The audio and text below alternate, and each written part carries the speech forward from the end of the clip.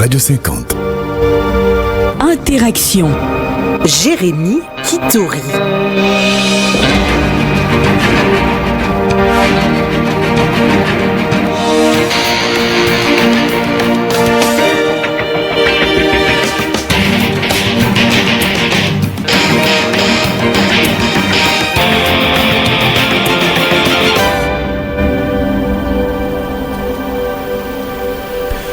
Bonjour et bienvenue à tous les auditeurs de la fréquence visible. Je dis bienvenue à ce nouveau numéro d'Interaction. Interaction, la seule tranche sur l'espace 50 qui vous laisse l'opportunité de vous exprimer en suivant trois principes. Le principe de la liberté, le principe de l'objectivité et bien sûr le principe de la citoyenneté. Nous voulons avoir des nouveaux Congolais. Oui, de nouveaux Congolais, de Congolais formatés ou reformatés en tout cas, des Congolais dont la pensée est unique, dont l'esprit est motivé par les mêmes idéaux. Et ben voilà, c'est ça le genre de Congolais que nous voulons avoir pour une république forte, pour une république puissante, pour une république unie. Voilà, auditeurs de la fréquence visible, comme d'habitude, nous avons le réel plaisir de recevoir pour vous le maître Pépin Manjolo, qui est déjà dans ce studio pour le compte d'Interaction, l'une des différentes conférences que nous avons l'habitude d'animer avec lui dans ce studio. Ce sont des conférences, comme on le dit, à distance, qui nous permet et qui vous permet de réagir en direct de cette émission avec nous. Eh ben, que faut-il faire pour reconstruire ou construire une nouvelle identité? Parce que si vous avez bonne mémoire, si vous avez l'habitude de nous suivre depuis le début, on ne cesse de parler d'une seule chose. Avec le maître Manjolo, eh ben, c'est de savoir, de connaître qui on est, d'où on vient, quelle est notre histoire et où nous allons. Et pour ce faire, il nous faut nous connaître, il nous faut avoir une identité. Laquelle identité est recherchée par plus d'un et beaucoup ne savent pas comment faire pour y parvenir. Eh ben, c'est à cette question que nous allons tenter de répondre, en passant bien sûr par plusieurs écrivains. Vous avez insisté pour que le maître puisse parler d'auteurs, d'écrivains congolais, des penseurs congolais, l'un des rares penseurs congolais qui vont nous permettre en tout cas de forger une pensée unique, une philosophie unique, nationale, pour pouvoir se constituer cette identité commune. Aujourd'hui, nous allons parler de Mudimbe. Mais avant tout, laissez-moi vous rappeler le numéro par lequel vous pouvez interagir en direct de cette émission avec nous. Pour tout contact, appelez-nous au 085 48 18 346.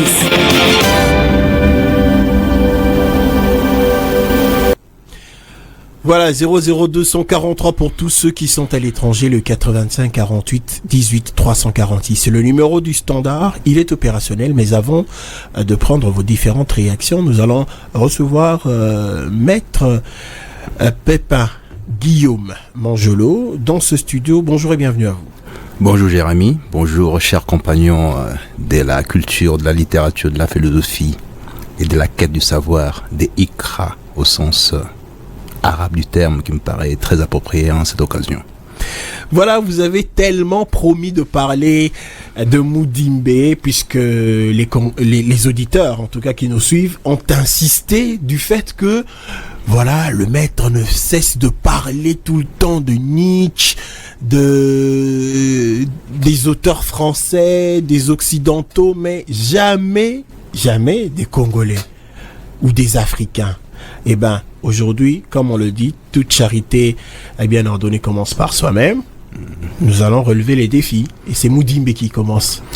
Oui, effectivement, c'était un monument immense sur lesquels, me semble-t-il, on ne s'est pas apaisanti ou suffisamment apaisanti, dans la mesure où les textes qui proposent sa philosophie, sa pensée, ses orientations auraient permis à ce que nous puissions évaluer à la fois notre phénoménologie, parce qu'il est à la base de cette structuration au niveau philosophique, et ça aurait permis aussi qu'on puisse avoir une sorte d'équilibre entre nos croyances d'origine, nos croyances acquises, et cette sorte de mélange de deux croyances qui viennent d'ailleurs et de chez nous, et comment est-ce qu'on fait cet amalgame pour pouvoir produire quelque chose qui soit une inculturation totalement congolaise.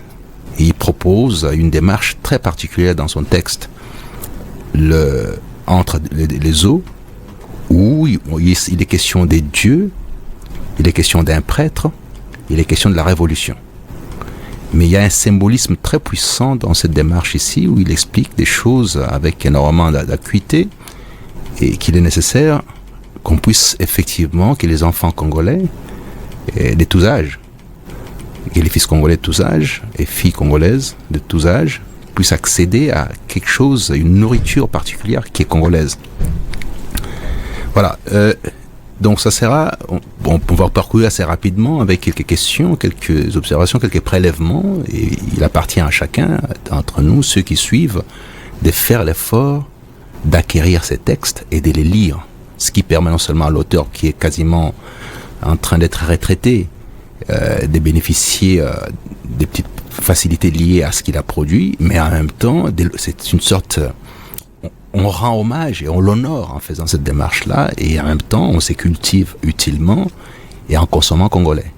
Alors qu'est-ce qu'il faut retenir de Mudimbe? Bon, de Mudimbe, on peut retenir d'abord, commençons par la biographie. Voilà. Et je suis un peu déçu d'une chose, c'est que je voulais travailler sur Mudimbe, espérant pouvoir être parmi les premiers, sinon les premiers en RDC. Mais j'apprends, et c'est l'ami Freddy Moulumba qui me dit, non, il y a quelqu'un déjà au Canada qui a fait une thèse sur Mudimbe. Je dis, ah bon? Je suis un peu déçu, j'aurais voulu faire, c'est lui qui fait ce travail-là. Le précurseur. Oui, malheureusement, quelqu'un d'autre m'a dévancé, en tout cas, honneur à lui. Et les travaux que je voulais faire sur Mudimbe, je pense peut-être que je le ferai sur Kamana, ou sur Ngal, ou sur d'autres auteurs. En tout cas, ces trois-là me paraissent être au sommet de leur art dans la pensée.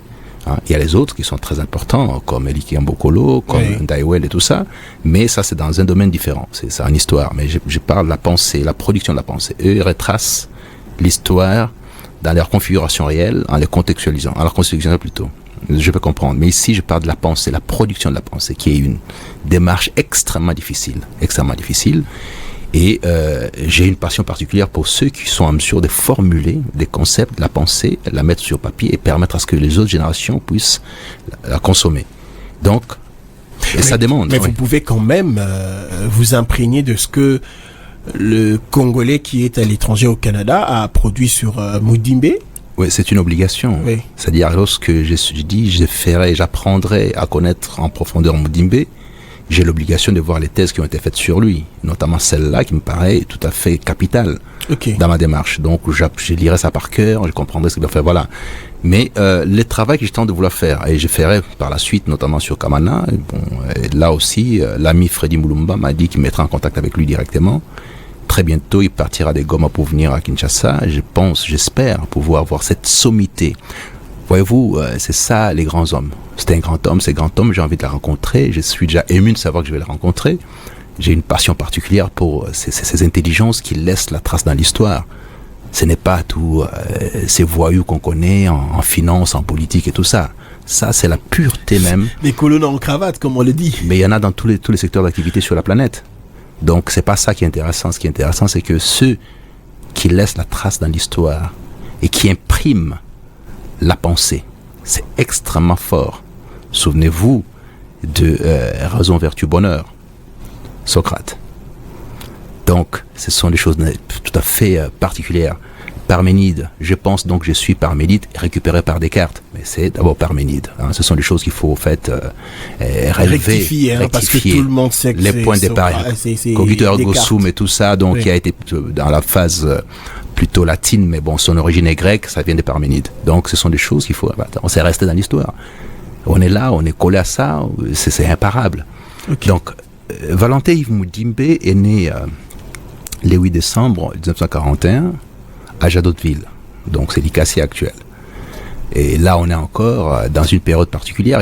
Ça coïncide avec ce que je vais dire tout à l'heure en ce qui concerne la construction de notre histoire. Une période, mais tout à fait spéciale, dans la mesure où c'est dans cet espace-là qu'on va chercher l'uranium qui servira par la suite de clôturer ou de stopper la Deuxième Guerre mondiale. Donc, c'est le point de départ d'une autre façon de faire les choses sur la planète. Mais ça vient de l'espace où naît Mudimbe. Comme par hasard. Il est donc philosophe écrivain, il est prof à l'université et critique littéraire.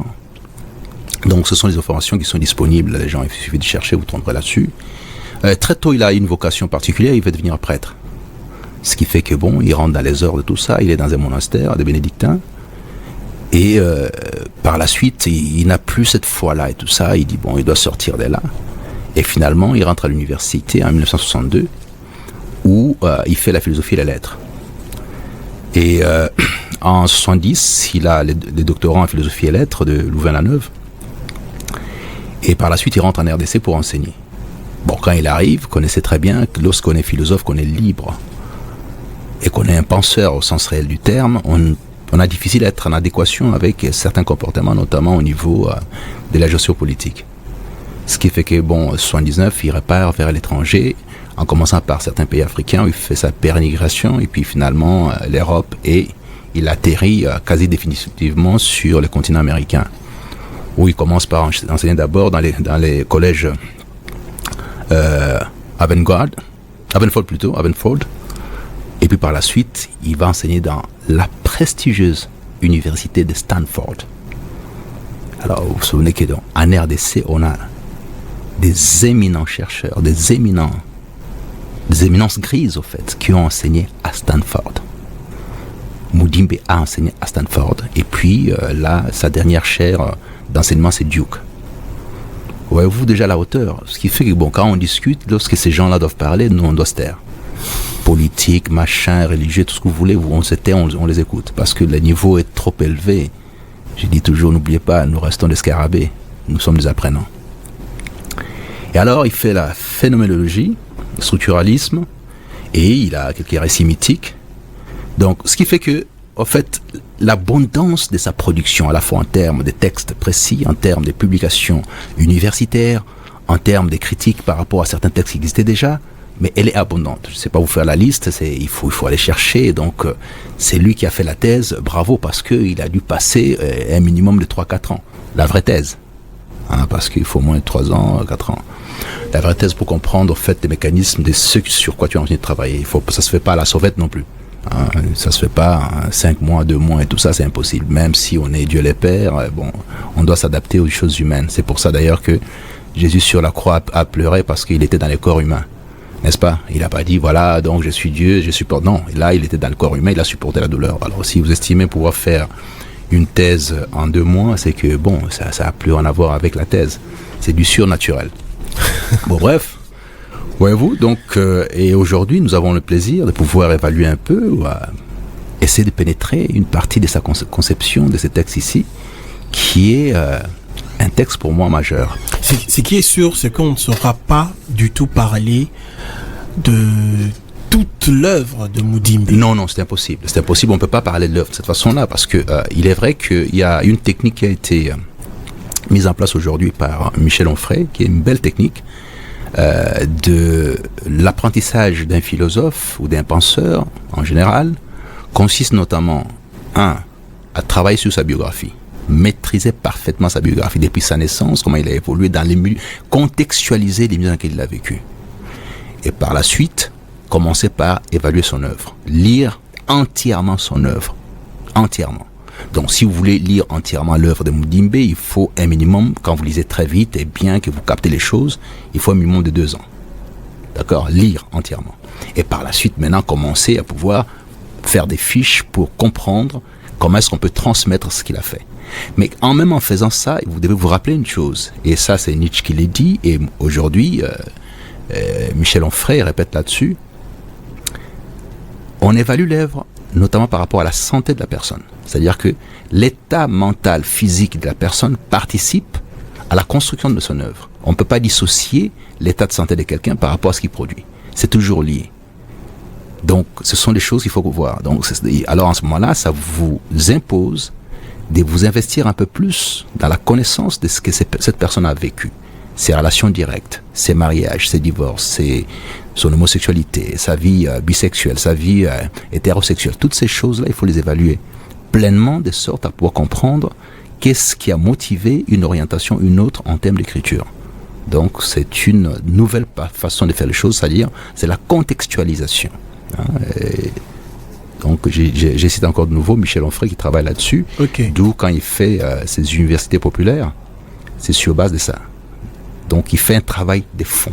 C'est pour ça que quand j'entends certaines personnes dire, voilà, on est en train de faire ça. Non, mais c'est pas ça. C'est un travail extrêmement pointu qui ne nécessite pas de pouvoir être, comment dirais-je, galvaudé avec des gens qui n'ont pas forcément la portée des gens comme Michel Onfray. Alors, dans ces textes Entre les eaux, qu'est-ce qu'il nous apprend?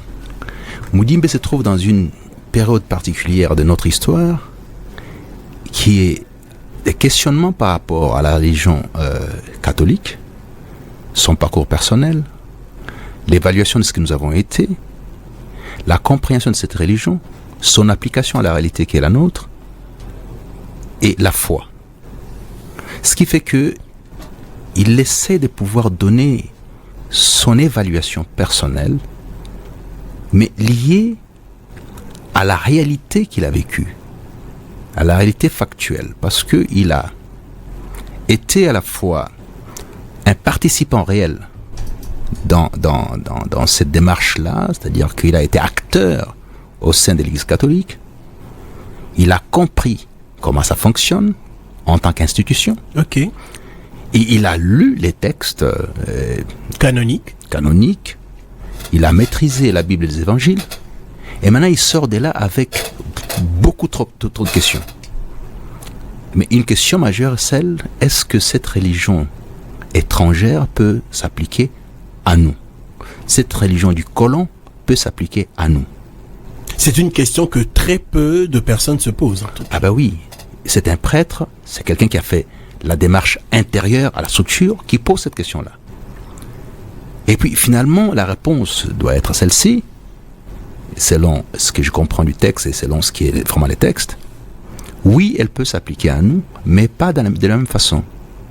Ces messages, au fait, c'est pas tant la religion elle-même, c'est pas tant l'institution, c'est plutôt les messages. C'est-à-dire que les messages du Christ doivent être appréhendés autrement que la manière dont il est enseigné. Et donc c'est essayez d'expliquer. Oui. Il dit ceci, il dit voilà, je pense que le message du Christ est très bon, il est universel, il est applicable à tous, mais la manière dont on les professe, ceux qui sont en train de les professer, les détournent de ces principes originaux. C'est ça en fait la compréhension globale du texte. Donc il veut tout simplement dire que quelque part les textes sont biaisés. Oui, les textes sont bons, mais leur transmission pose problème et la manière dont on les utilise pose problème. C'est là, en fait, son souci. Parce qu'il va parler d'amour, il va parler de la passion et de toutes ces choses-là et tout ça sont dans les textes. Et donc, j'ai tenté de prélever quelques éléments de réponse par rapport à ça. Il y a le questionnement.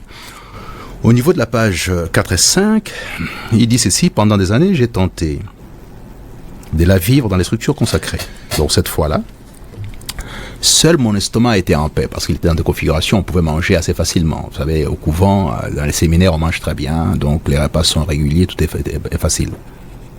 Et chaque fois que j'avais pensé connaître le bonheur d'un sacerdoce donné, je me rendais compte, après coup, j'avais pris beaucoup de petites libertés vis-à-vis de mon idéal. Cet idéal particulier plutôt, on prend toujours quelques libertés par rapport à ça, ce qui fait que on l'applique pas réellement. Voilà, je me demande à présent si ma foi et ma vie passée n'ont pas été trop faciles, si je n'ai pas servi une énorme tromperie, comme l'affirme mes nouveaux camarades. Là, ces nouveaux camarades sont les gens qui sont les révolutionnaires qui la rejoignent pour faire la révolution parce qu'on estime que les régimes d'époque, là, je pense au moboutisme, est en train de pouvoir être très très dur avec la population et par conséquent, il estime pouvoir sortir.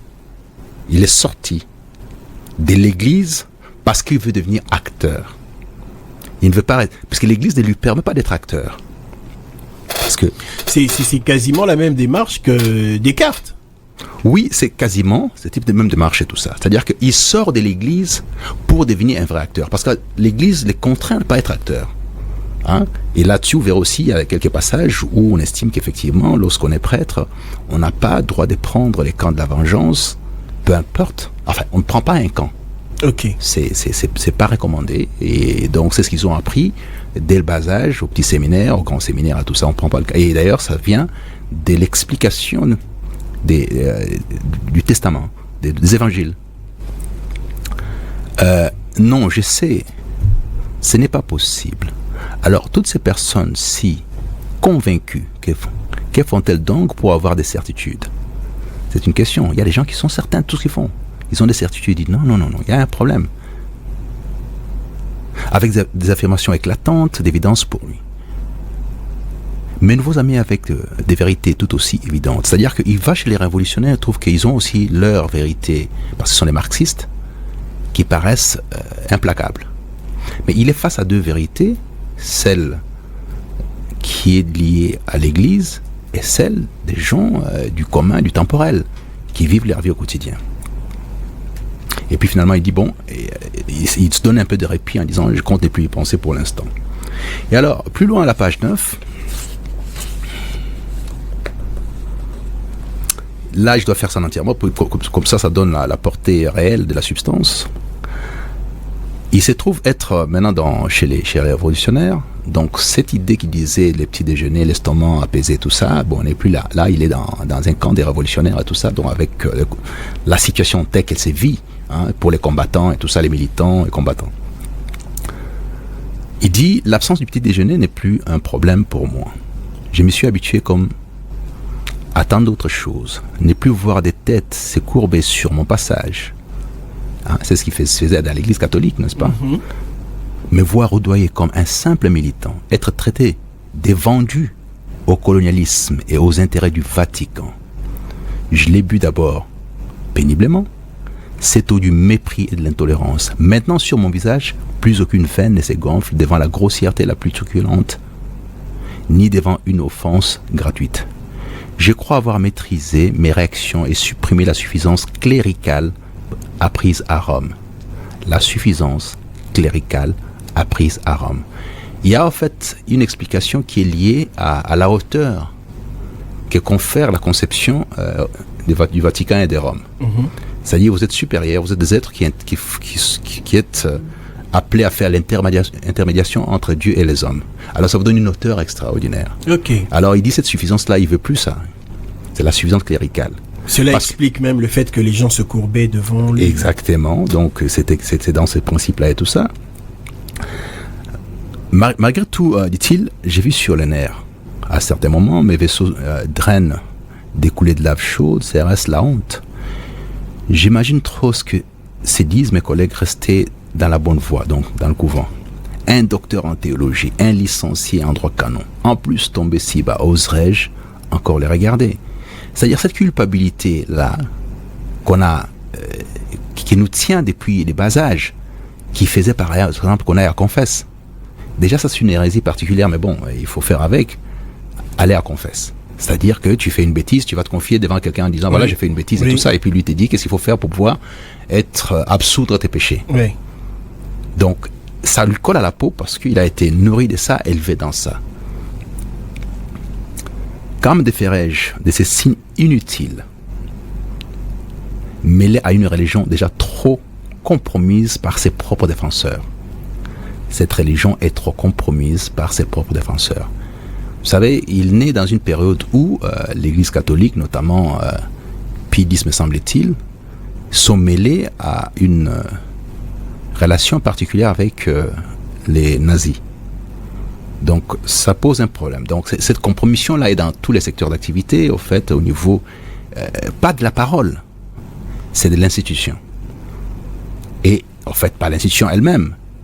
Donc certains acteurs institutionnels ont cette démarche-là qui n'est pas acceptable pour lui.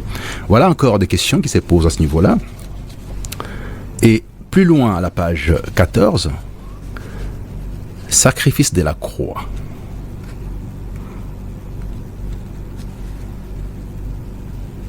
Ma prière maintenant n'est-elle pas de partager pleinement les rêves de mes camarades, donc être en harmonie avec ces révolutionnaires, participer à leur action, à cette pensée malade, parce que par trop schématisé, qui leur sert des références. Puisque mon désir est que grâce à nous, une situation sociale plus pure puisse naître, que le sacrifice de la croix ne soit plus un mensonge, que le sacrifice de la croix ne soit plus un mensonge. Donc il considère que jusque-là, les sacrifices de la croix, tel exprimé par son ancienne institution, ou son institution d'ailleurs, il n'est pas encore sorti totalement, reste un mensonge parce qu'il s'applique pas réellement à la vie de la cité. Entre ce qu'on dit et ce qu'on fait, il y a une vallée. À la page 17, il dit c'est provisoirement que j'ai défié ma conscience, mon équilibre. Ce sont des envols vers la vérité. Dans leurs efforts, ils refusent l'opacité de la théologie scolaire. Sombre dans la mélancolie serait pareil. C'est encore un vice clérical, celui des yeux brûlés d'angoisse métaphysique artificiellement entretenue. Vous vous souvenez? C'est l'angoisse métaphysique. L'angoisse métaphysique, ok. Donc, ce qu'on avait parlé de la révolte métaphysique, l'angoisse métaphysique, ça c'est Moudimbe qui nous donne ça, j'en ai parlé la fois passée. Et c'est que ce sont des fausses angoisses. Ici, on est dans des angoisses qui sont fausses. C'est-à-dire, on cherche l'origine des choses qui ne sont pas vraies du tout pour pouvoir créer des angoisses et tout autant aussi fausses. Parce que si les vraies angoisses métaphysiques ne peuvent pas être artificielles, on ne peut pas les entretenir. Ça tombe, ça part, mais celles qui sont entretenues de manière artificielle sont fausses dans leur construction originelle. Donc c'est ça qu'il essaie d'expliquer dans cette partie-là. Mais bon, je recommande là aussi qu'il faut commencer par le début jusqu'au bout, mais en tout cas, il faut que les gens aient du plaisir à les lire ça. J'ai eu énormément de plaisir dans ces textes. Donc on continue à la page 20. Voilà ce que je vous disais tout à l'heure par rapport à la vengeance. Pierre, reprit doucement Howard, en tant que prêtre, nous n'avons pas le droit de nous engager d'un côté ou d'un autre.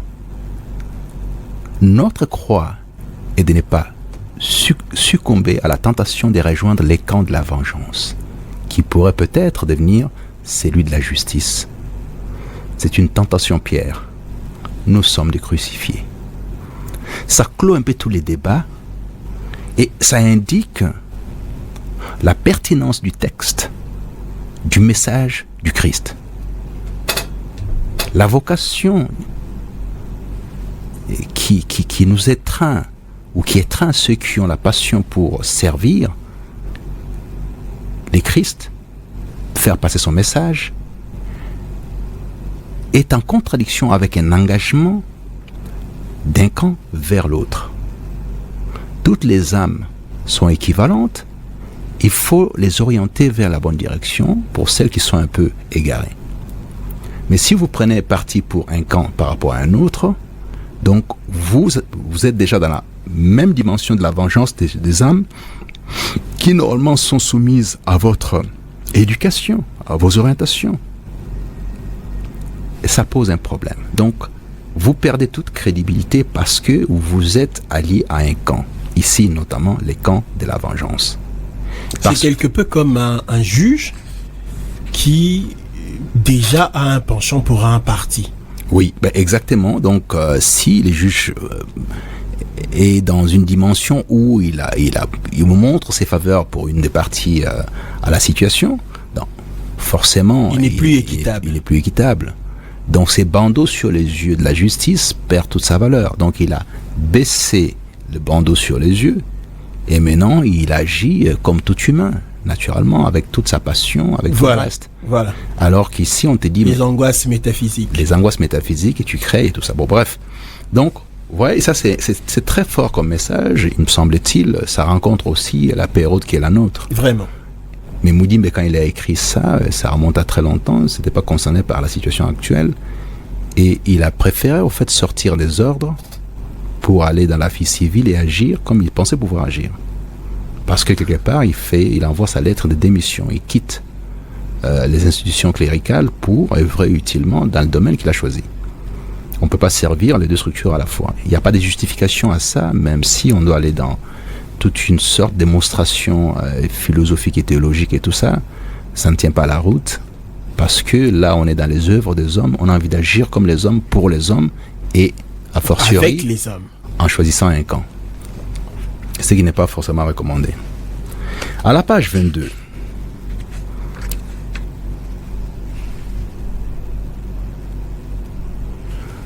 il dit, pourquoi pouvait-il avoir un autre choix, surtout dans cet ordre colonial où le christianisme justifiait le pouvoir politique et où celui-ci en retour imposait la foi. Où le christianisme justifiait le pouvoir politique et où celui-ci en retour imposait la foi. Donc la politique impose la foi. La fois passée, j'ai expliqué ça un peu à Dofi qui ne comprenait pas très bien. Oui, non, c'est pas ça. Mais bon, vous savez, les textes sont là, sont têtus. Il vient d'arriver au monde il n'y a pas très longtemps. Avant lui, s'est passé beaucoup de choses. Il faudrait qu'il s'informe sur le passé. Il faut faire la part des choses entre l'aspect dogmatique de la croyance et les processus historiques de l'implantation des églises. Ces deux choses, ce sont deux choses complètement différentes. Je ne peux pas me permettre de discuter de la foi de quelqu'un. C'est dogmatique. Ce qui est dogmatique n'appelle pas discussion. Il croit en Dieu fermement et tout ça. Point barre. Maintenant, ce qui a été fait par les hommes, les instituts créés par les hommes, posent un problème de leurs animateurs pendant un certain temps et ils sont servis de la parole pour asservir d'autres populations. C'est ce qui est dit dans le texte. Parce que Moudimbe nous dit, surtout dans cet ordre colonial où le christianisme justifiait les pouvoirs politiques et où celui-ci en retour imposait la foi. Donc, le christianisme est utilisé ici pour dire qu'effectivement vous devez vous soumettre à l'autorité, à cette autorité-là, coloniale, donc un étranger blanc venu chez vous s'installer et qui finalement commence à vous couper les mains parce qu'il est différent de vous, il estime qu'il est différent de vous et que vous êtes des sous-humains. Il faut les respecter. Qui vous coupe les mains ou pas, il faut les respecter. Il faut même le craindre. Il faut les craindre parce que de toute façon, c'est une sorte de demi-dieu. Vous devez les respecter. Et lui, les politiques en question qui arrivent avec cette puissance de malfaisance et de destruction sur la population, permet maintenant à dire, mais vous voulez continuer à vivre comme il faut. Il faut aller vous irez au paradis si vous soumettez à ces missionnaires. Il y a un paradis qui existe et vous irez si vous soumettez à ces missionnaires. Donc il y a une sorte de combinaison entre l'église ou les missionnaires avec les pouvoirs politiques. Ils sont ensemble, ils travaillent ensemble. En symbiose. Donc c'est ça au fait que Moudimbe déplore dans son texte. Y avait-il un autre moyen de survivre sinon celui de plier, d'accepter la religion du maître? Ils l'ont accepté, mes parents, m'y ont fait adhérer. Et depuis 10 ans, je suis prêtre d'une religion étrangère. Il a fait longtemps, 10 ans. Oui. Je suis prêtre d'une religion étrangère. Donc, qu'on fasse la part des choses entre la croyance personnelle, la foi personnelle, et ce qui mène quelqu'un d'un point à l'autre. Il n'a pas été conduit par son propre chef, il y est allé parce qu'on l'a contraint à le faire. Et on l'a contraint par la chicotte, par beaucoup de souffrances pour qu'il accepte. Même si, in fine, il trouve son salut dans cette foi-là par la suite, mais néanmoins, il y a un parcours très difficile, qui lui est imposé. Très pénible, qui lui est imposé, de la même façon qu'on a eu tous les croisés ont fait cette même démarche. Donc c'est une pratique, pas forcément sur l'Afrique, mais ça s'est fait aussi au Moyen-Orient, en Europe et tout ça, c'était la même pratique. On imposait la foi par la force. Vous devez accéder à cette foi, sinon vous êtes un mécréant, vous êtes un sorcier et tout ça. Toutes ces choses-là étaient faites depuis très longtemps. Et c'est ce que Moody essaie de pouvoir mettre en perspective.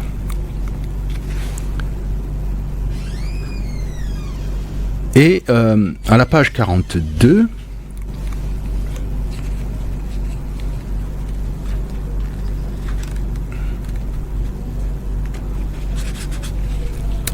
j'ai retrouvé ici la joie de la solitude comme un luxe, un chef-d'œuvre que les soins du hasard m'auraient réservé.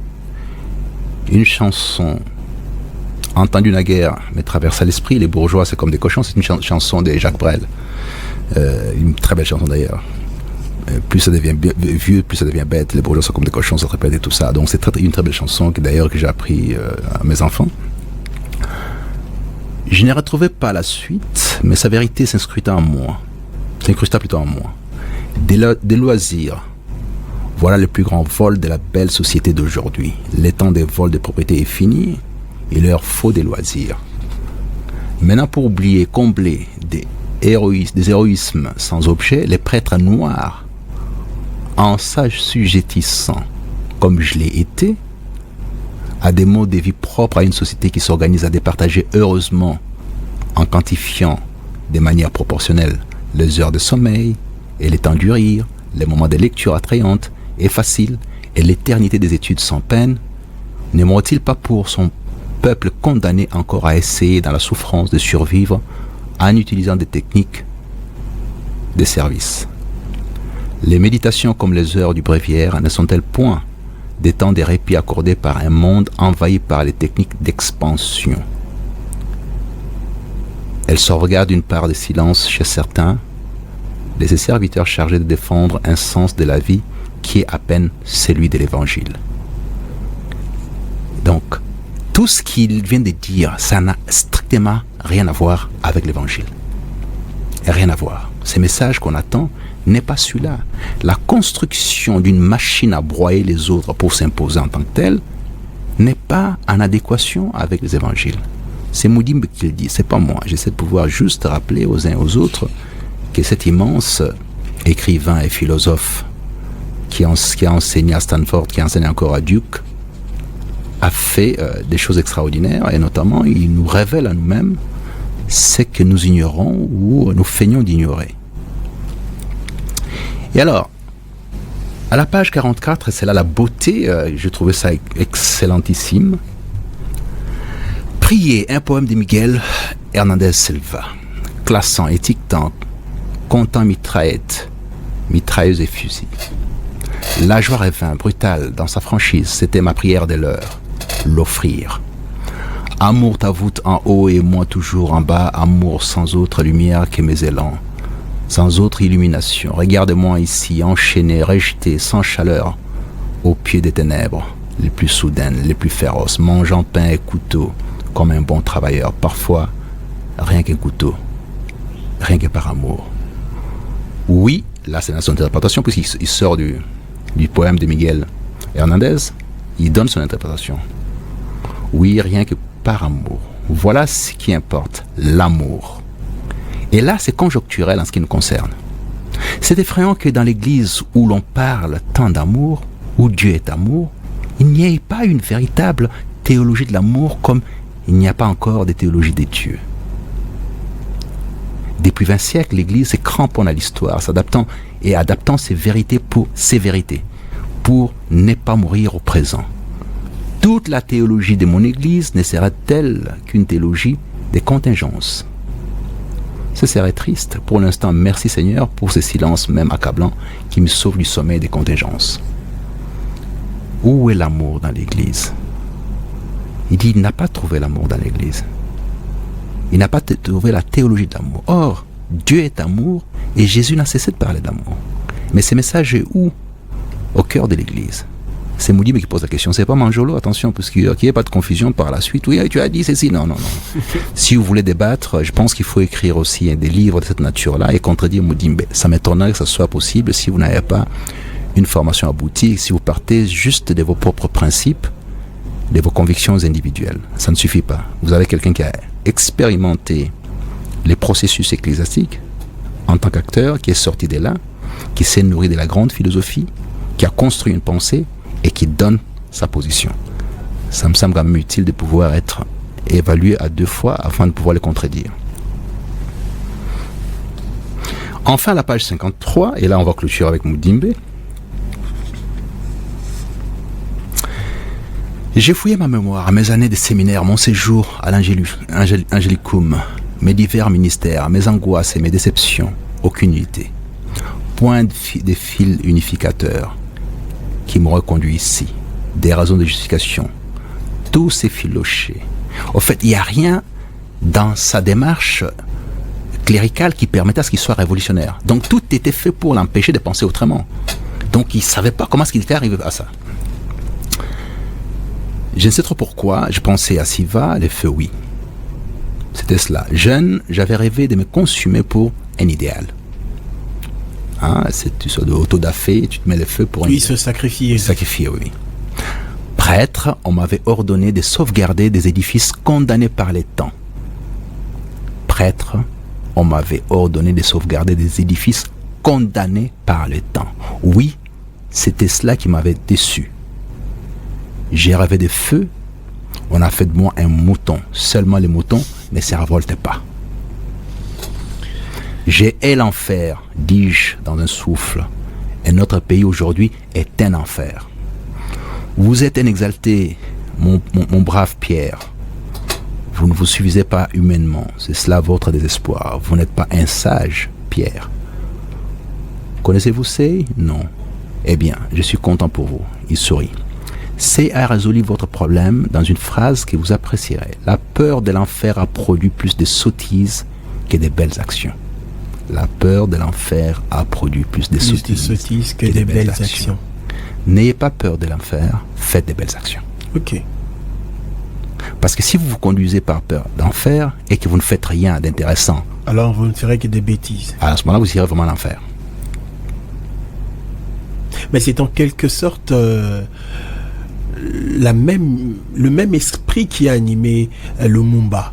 Il était mis dans des très bonnes conditions, de telle sorte qu'il ne puisse en aucun cas se révolter.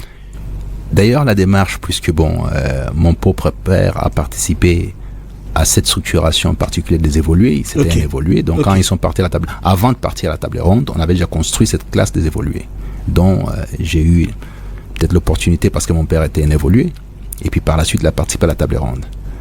Et parmi les 44 signataires de l'acte de l'indépendance, parce que antérieurement, propriétaire terrien, et puis venant d'une famille des gestionnaires des terres en tant que principauté appartenant à l'espace Lunda.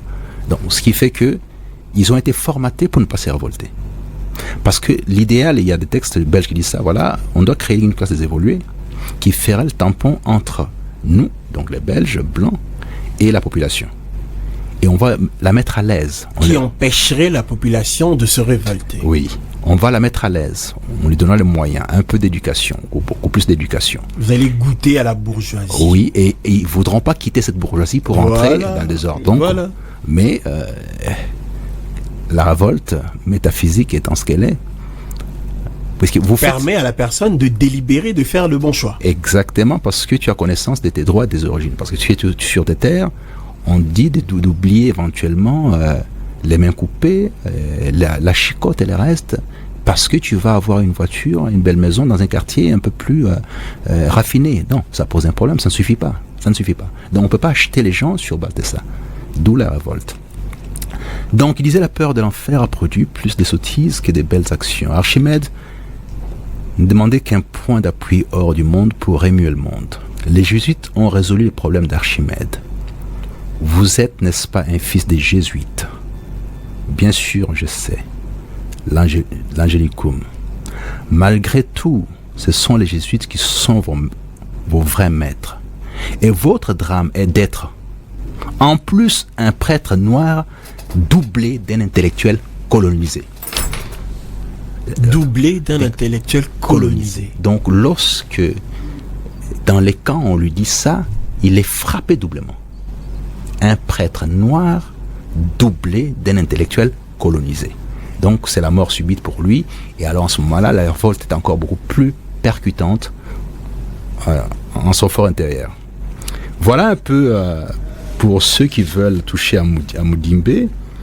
Et je vous recommande sincèrement de commencer par ces textes, de les lire sans passion, de les lire juste avec volupté.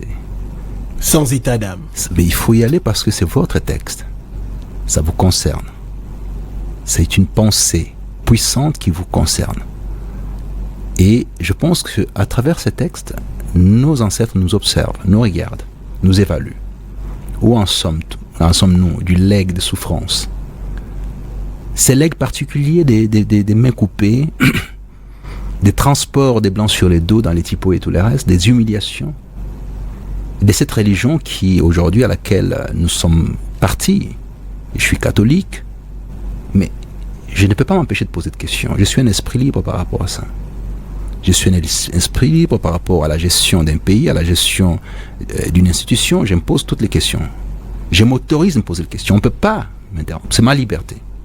La liberté au sens ancien du terme, au sens des Hobbes, au sens de Locke. Je suis né libre de la liberté la plus absolue. Et rien ne peut me contraindre à réfléchir par moi-même. Voilà un peu pour clôturer ces livres. Et je vous laisse la suite du livre. Et j'espère maintenant qu'on pourra passer assez rapidement sur la construction de notre identité. Oui, avant d'y aller, il y a une question qui vient de Comtesse Matouba. Elle dit, bon, maître, je voudrais que vous parliez en toute franchise, comme vous le dites vous-même, sans état d'âme, faites une révolte métaphysique, mais c'est sur deux auteurs, deux philosophes, Mudimbe et Placide Tempels, qui a longuement parlé de la philosophie bantoue. Oui. Pourquoi, lequel d'entre les deux mérite d'être enseigné en classe? Bon, il est presque difficile pour moi de dire que ce ne soit pas Mudimbe. Mudimbe, c'est une obligation viscérale. Toute œuvre... Parce que il s'insurge quelque part en faux par rapport à ce que dit Placide Tempels. Et non seulement ça, Tempels, bon, je n'ai pas de connaissance parfaite de son œuvre, mais simplement, je pars du principe que l'autodétermination d'un peuple passe par ce peuple-là. Si même on peut avoir quelque part des éléments étrangers à l'espace qui est le nôtre, qui puissent nous donner à réfléchir, nous permettre de réfléchir utilement. Je vous l'accorde quand c'est scientifique. Mais il me semble plus pratique et plus pragmatique de ne pas attendre l'herméneutique de Tempels. Parce que Tempels fait l'herméneutique. Il apprend les choses avec un œil ou une réflexion venue d'ailleurs. Mais Mudimbe pense les choses en fonction de sa culture, de son identité. Donc, sa réflexion est liée à ce qu'il est d'abord, à son environnement immédiat, à son état d'esprit, à sa couleur de peau, à tout ce qu'il a vécu, eu égard à cette couleur de peau-là. Mais ce qui n'est pas le cas de l'autre. Voyez-vous? C'est-à-dire, vous êtes un interprète, un observateur, qui n'est pas dans la configuration de celui qui a subi parce qu'il était simplement un sous-humain. Tempels n'a jamais été considéré, lui ni ses ancêtres, comme des sous-humains. Mudimbe, oui. Donc, quand on a été considéré des sous-humains à un moment donné, les réflexes qu'on a est lié à la fois à l'autoprotection et même sa propre philosophie a été complètement métamorphosée. Parce qu'à lire la description du bantou comme le fait Placide Tempels, Mudimbe sort du carcan. Oui, mais il ne peut pas être dans le carcan. Il ne pourra jamais être dans le carcan, puisque cette lecture est une lecture étrangère, c'est une herméneutique. Ok. C'est-à-dire que les repères que Tempels prend, ce sont ses propres repères à lui. Et il doit les placarder sur ce que nous sommes. Je disais de Paul Ricoeur en disant, par rapport à l'herméneutique, il était très difficile dans la conception des droits humains notamment, puisque c'est là-dessus, je faisais ça en 3e cycle en 2S, de pouvoir transposer ça, ces concepts français, à un moment donné, de les transposer de manière tout à fait parfaite à Vladivostok, au fin fond de la Russie, que à Luisa Kalumbu, à Mweneditu, éventuellement à Basankusu, ici et juste à côté ici, à Mazangungu. C'est impossible. Parce que une œuvre d'art qui est faite au niveau des Kuba ou des Chokwe imprime une situation particulière par rapport à un moment donné. Une saison et toutes ces choses-là. Mais son interprétation n'est liée qu'à ceux qui l'ont faite. Comment voulez-vous l'interpréter autrement et l'appliquer à d'autres situations? Cette œuvre a été faite pendant la période de la saison sèche. On a 2 saisons. Chez vous, il y a 4 saisons. Comment vous faites l'herméneutique d'une œuvre faite sur 2 saisons, dont devant c'est la période de fertilité de la pluie, derrière c'est la période de sécheresse, et sur la tête c'est peut-être l'environnement immédiat et les combats qui se sont passés. Les scarifications peuvent signifier les combats entre populations ou entre peuples. Et toutes ces choses-là, vous interprétez comment si vous devez le placer dans les contextes occidentaux. Vous ne pouvez pas en faire l'herméneutique. C'est individualisé à la situation qui est la nôtre, ou qui est celle de cette entité particulière. Donc j'ai contesté l'herméneutique dans sa vision universelle. Donc c'est de ça qu'il s'agit. Alors maintenant, si Temples reprend les critères d'évaluation d'origine grecque et d'origine latine pour pouvoir nous les appliquer, ça pose un problème. C'est pour ça que je dis qu'il nous faut notre propre philologie africaine et congolaise en particulier. Et d'ailleurs, même si on va dans la philologie congolaise, elle sera compartimentée. Parce que les parcours des Né-Congo est différent des Lunda. Des Lunda, voilà. Tu vois, donc toutes ces choses-là, il faut les apprécier autrement. On ne peut pas comme ça dire, voilà, ce qui se passe chez les Né-Congo, c'est pareil que chez les Lunda, chez les Chokwe, chez les Song. Non, c'est pas la même chose. C'est pas la même chose. Donc, par conséquent, il faut peut-être approcher les choses autrement. Je préfère Mudimbe, utilement Mudimbe. Alors, il y a une autre question. Ça en rire, mais bon. C'est Olivier Mbala, depuis la commune de Kassavoubou. Il dit, maître, je vous suis depuis un moment, mais je crois que c'est Radio 50 qui vient de vous changer les idées. Parce qu'avant, vous étiez trop Mundele, et aujourd'hui, apparemment, vous devenez panafricain. Non, je pense que c'est peut-être... c'est une approche. J'ai été formé en Occident, voilà. Ce qui fait que les réflexes est occidental. Ça va faire plus ou moins 8 ans ou 9 ans ou 10 ans que je suis en permanence en RDC. Je passe plus de temps en RDC et j'ai les contacts avec les miens et j'ai fait plusieurs villages, notamment les miens, et je retrouve maintenant quelques éléments de mon enfance que mon père m'a donné par rapport à la langue, par rapport à tout ça, la coloration, nos fantasmes, notre humour, toutes ces choses-là, notre culture en général. Mais en vivant à l'extérieur, j'avais toujours l'œil rivé sur la RDC. Nous ne sommes pas partis pour nous installer à l'extérieur, nous sommes partis pour apprendre et revenir. Tu vois l'histoire de Kokombo l'enfant noir. C'était un peu ça, au fait, au niveau de l'espace africain. Tous ceux qui disaient qu'effectivement, l'enseignement n'était pas à la bonne hauteur, il fallait connaître un peu plus. Au fait, l'idée, c'est qu'il fallait percer les fonctionnements de l'autre. Comment il fonctionne. L'idée, c'est celle-là. Mais c'est quand on revient, on ne doit pas fonctionner comme lui. On doit dire aux autres, mais voilà comment il fonctionne. Ça, il vous ment. Là, c'est pas vrai. Donc, toutes ces choses-là, il faut les leur dire. Et vous avez même compris que tout ce que fait l'autre, il l'a puisé de nous. Voilà, c'est-à-dire qu'on découvre qu'effectivement, on nous a menti en disant, vous ne savez rien, on nous a apporté la civilisation. Et quelque part, on découvre dans les textes que Stanley nous dit, Irebu, la populeuse Venise du Congo. J'y ai trouvé la science, j'y ai trouvé l'industrie, j'y ai trouvé la diplomatie, j'y ai trouvé la connaissance parfaite du monde environnant, y compris des pays très lointains. On y a trouvé 100 000 habitants, on les a tellement massacrés pour qu'ils puissent disparaître. Ça, on est en 1883. En 1903, il en restait 50. On découvre ça. Et on découvre aussi qu'il y a quelques rescapés au niveau de l'espace européen qui disent, mais les descendants de ces gens-là et tout ça qui ont eu des mains coupées, pourquoi ils ne revendiquent pas? Voilà. Ils n'ont même pas de mémorial, il n'y a rien du tout. Ça pose un problème. Voilà, on découvre tout ça par là. C'est-à-dire, si on est cantonné ici, il est impossible d'accéder à cette connaissance-là parce qu'ils sont très libéral, quelque part, dans l'accès à la connaissance. Alors, si vous êtes tellement imprégné de vos origines que vous voulez absolument rentrer chez vous, vous êtes en train de picorer assez rapidement ce qu'il vous faut comme matériaux pour venir dire, écoutez, non, les gars, là, on nous trompe par-ci, par-là. Non, ça, ce sont des mensonges. Quand on vous dit ça, c'est faux. Ça, donc, s'il y a un exemple qui est tout à fait intéressant, c'est celui d'un texte magnifique de Noam Chomsky, qui vous explique la 5e liberté. Il y a les libertés qui constituent la société des nations, qui sont à la base, au fait, par la suite des Nations Unies. Mais il dit, mais aux États-Unis, on a créé la 5e liberté.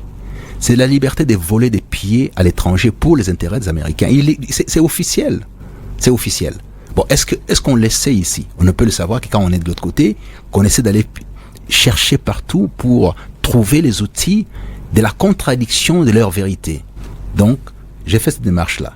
Maintenant, je suis resté fondamentalement congolais, et ça, je ne changerai pas.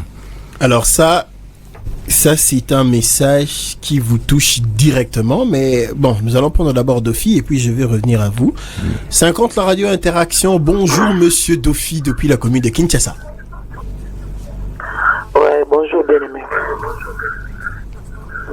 Bonjour aussi à mon maître. Bonjour Monsieur Dofi. Vous êtes la star maintenant. Ok. Ah non, que Dieu vous bénisse. Ouais, tout passe par vous parce que vous êtes quelqu'un de très pointu, très volontaire et qui a une audition assez parfaite. Non, c'est bon. Allez-y. Ok, je vous en prie. Ma préoccupation, elle est celle-ci. Maître, on vous attendre les réflexions de M. Moudimbe. Pourrions-nous parler dans quel état ce monsieur avait écrit toutes ses pensées? Donc il n'était pas dans un état d'un sentiment d'animosité, parce que en vous attendre, il disait cette inégalité-là, d'un noir ou d'un blanc. Et ses pensées ne sont pas penchées à ces frustrations-là. Et ma dernière préoccupation, elle est en vous attendre, j'attends ces réflexions qui sont plus racistes et discriminatoires. Et ma dernière préoccupation, elle est celle-ci. Quel est l'impact ou l'influence ou même les conséquences de ces pensées actuellement au Congo par rapport à nos mentalités et par rapport à notre comportement? Merci beaucoup.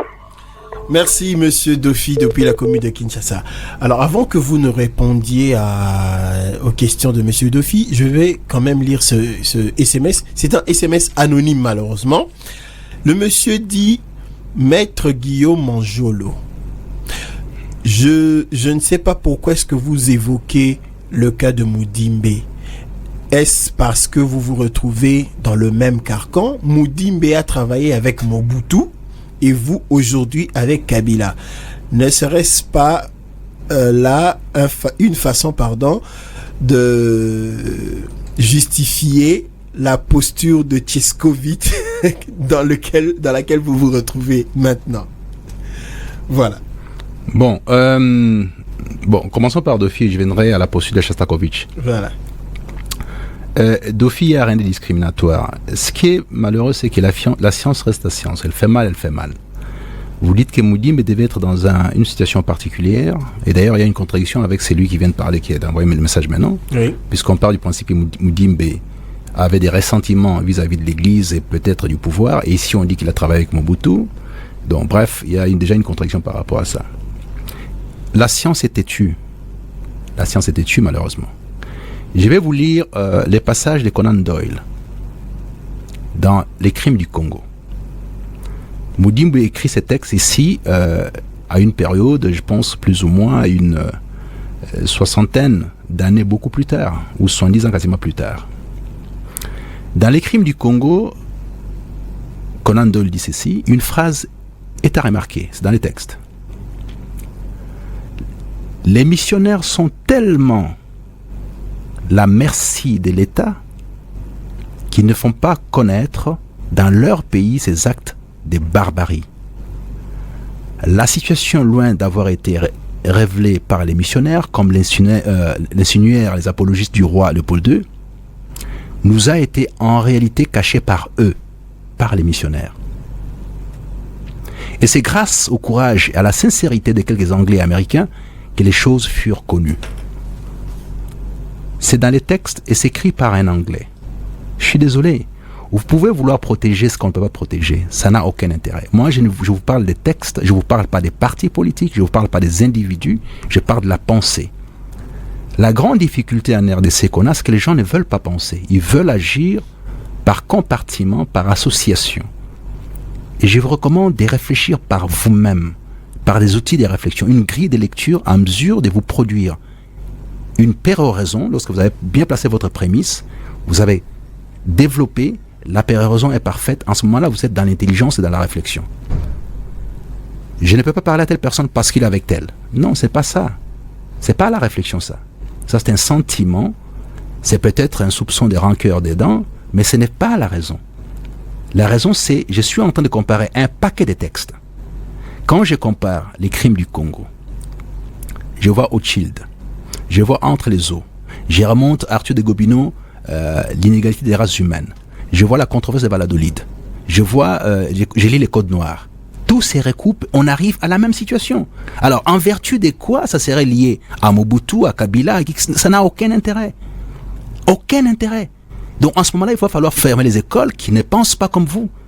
Je suis désolé, vous pouvez penser contre moi si vous voulez. Si la gestion de la RDC peut être critiquée dans un compartiment, dans un autre, je vous l'accorde. Mais en vertu de quoi aujourd'hui, vous serez en mesure de pouvoir défenestrer la science au profit des sentiments et des accointances politiques. Ça n'a aucun intérêt. Là, je viens de vous lister quelques textes qui vous permettent d'asseoir une réflexion. Moi, je tire cette réflexion, les points de départ, c'est la controverse des Valladolid. 1550-1551 en Espagne. Sepulveda, Las Casas. J'enchaîne avec les codes noirs, Colbert et Louis XIV. Je continue avec Arthur de Gobineau, l'essai sur l'inégalité des races humaines. Je poursuis avec les crimes du Congo, Ochild et tous ces textes-là et tout ça. Aujourd'hui, Moudimbe vient confirmer ce qui a été déjà dit. Et vous estimez que vous devez apparier ça à une pensée politique, Est-ce qu'il y a des pensées politiques en RDC à la base? Il n'y a pas de pensées politiques. Il y a des actions politiques, mais il n'y a pas de pensée politique. Ici, je suis dans la pensée. Alors, ramenez-vous à la pensée, faites-moi une pensée contraire à ces textes que je vais de citer. Citez-moi un texte qui est en contradiction avec la déshumanisation de l'homme noir à partir de 1550 à 1903, en ce qui concerne la RDC par exemple. Un seul texte qui a fait l'apologie du bien-être du noir de cette période à aujourd'hui. Il n'y en a pas. Voilà ce que vous devez me poser, c'est ça. Et les acteurs qui ont participé à cette démarche-là sont connus. Les États et l'Église. Ce sont les acteurs qui ont participé. Les missionnaires arrivent, essaient de convaincre les populations, et la politique vient s'installer. C'est dans les textes, dans tous les textes, c'est comme ça. En vertu de quoi ça serait contraire à la vérité, parce que tous ont écrit dans ce sens-là, on n'était même pas là. Donc, on est dans la confusion totale. Il n'y a pas de posture. C'est quoi la posture de Shostakovich? Apparemment, quand je l'ai expliqué, il me semble que peut-être elle n'a pas été bien appréhendée. Je ne pense, déjà, la personne qui dit ça, c'est quelqu'un quand même qui m'a suivi, et très bien, merci d'avoir suivi. Mais ce que j'ai dit, c'est pas dans ce sens-là, au fait. Je ne suis pas les penseurs de la République. Je ne suis pas l'idéologue de la majorité présidentielle. Je n'ai rien à voir avec ça. J'essaie de construire une pensée qui soit en harmonie avec mes convictions d'une part et ma congolité d'autre part. Elle va être, je tente de pouvoir la faire tellement saine qu'elle traverse toutes les périodes. Si vous avez eu l'opportunité de lire un de mes livres, c'est ça aussi la difficulté, c'est que bon, la critique est très facile, mais personne ne lit. Prenez Ma Nation, lisez Ma Nation, vous verrez si je suis pas critique envers tous les régimes depuis 1960 à aujourd'hui. Lisez L'Homme et la structure, vous verrez. Allez voir la pièce de théâtre dans les vents du désespoir. Mais même les titres eux-mêmes déterminent totalement la pensée qui est la mienne. Maintenant, il y a la démarche politique, les outils politiques sur lesquels, si on doit débattre, est-ce que depuis tel régime, les choses ont été modifiées, oui ou non, et tout ça, alors on pourra débattre chiffre à l'appui. Est-ce que dans tel domaine, on a fait ça, on a fait ça, on a fait ça, on a fait ça. Un exemple simple. La RDC, par exemple, n'a jamais eu plus de 60 000 militaires. Aujourd'hui, on a plus de 150 000. Est-ce qu'on les sait? Bon, ils servent maintenant à quoi? Ce sont des questions qu'on peut se poser, qu'on peut critiquer. La RDC n'a jamais eu plus de 200 à 300 000 fonctionnaires. On est à 1 300 000. Tous quasiment payés. Est-ce qu'ils sont bien payés, pas bien payés, tout ça? Ça peut se discuter. Mais ce sont des choses qui ont été faites. Bon, donc il y a comme ça, toutes les choses qui ont été faites ont peut-être été mal faites ou c'est un début qu'il faut améliorer. Je peux comprendre, on peut en discuter. Est-ce que les droits humains sont observés de manière pleine en RDC? Il y a des couacs. Est-ce qu'avant elles étaient observées ou pas? Est-ce qu'avant on pouvait obtenir, par exemple, que la GIZ, qui était une institution ici de coopération allemande, soit attaquée en justice par un Congolais lambda de la rue et qu'obtienne réparation à hauteur de plusieurs millions de dollars et tout ça? On n'a jamais eu ça avant. Est-ce qu'en RDC, les professeurs d'université avaient déjà atteint les seuils de 2000 dollars de salaire? Jamais avant. Est-ce qu'on en parle? Est-ce qu'on peut en discuter là-dessus? Voilà, ça ce sont les éléments politiques de gestion sur lesquels on peut se baser. Est-ce qu'il y a moyen d'améliorer? Bien entendu, il faut améliorer. Puisque on regarde à Brazzaville, on regarde peut-être dans d'autres pays autour de nous, au Rwanda par exemple, les Rwandais qui a adulé, les salaires d'un professeur d'université en dessous des 1000 dollars. Mais en RDC, 2000 dollars. Est-ce qu'on peut en parler? Bon, maintenant, qu'est-ce qu'il faut améliorer? Est-ce que les écoles en RDC sont bonnes? Non, elles sont mauvaises. Parce que j'ai dit ici, devant tout le monde, que tant qu'on a une université qui n'a pas de centre de recherche appliquée fondamentale, on n'a pas d'université. Et je l'ai dit ici, dans la considération inactuelle. Je l'ai dit. Alors, maintenant, si vous voulez vous coller simplement à la coloration politique et évacuer que 1 plus 1... Ah oui, 1 plus 1 égale à 2, quand c'est dit par Angelo, c'est que c'est égal à 2 parce que il est avec Kabila, donc c'est égal à 2. Quand il quittera Kabila, ou quand Kabila partira, bah, ça sera égal à 3. Non, ça sera toujours égal à 2. Toujours égal à 2. Donc, qu'on puisse pas être dans la confusion. Voilà, on est sorti du champ de la pensée lié à ce qu'on disait concernant Mudimbe pour nous déverser de nouveau dans cette passion et dans ces angoisses métaphysiques artificielles qui déplorent Mudimbe et en plus entretenues. Est-ce qu'entre nous on peut pas parler de choses autrement? Voilà, il y a une question de monsieur Willy, Papa Willy depuis Mongafola, il dit Maître Monjolo, essayez de nous expliquer qu'est-ce qui fait que l'homme blanc, l'homme noir croit toujours à l'homme blanc. Oui, mais cette soumission à l'autre vient d'une colonisation, d'une soumission liée notamment à l'outil qui a participé à la soumission exagérée, c'est notamment la croyance où l'institution, enfin les acteurs de l'institution ecclésiastique ont participé à la soumission. Lorsqu'on vous met un prêtre dans un coin reculé à la peau blanche qui vous explique qu'il est supérieur, il est supérieur parce qu'il fait ceci, il fait cela et tout ça, et que vous l'adulez, et en plus de ça, l'imaginaire du noir a été capté, collé à la figure des dieux blancs. L'iconographie est blanche dans son entièreté.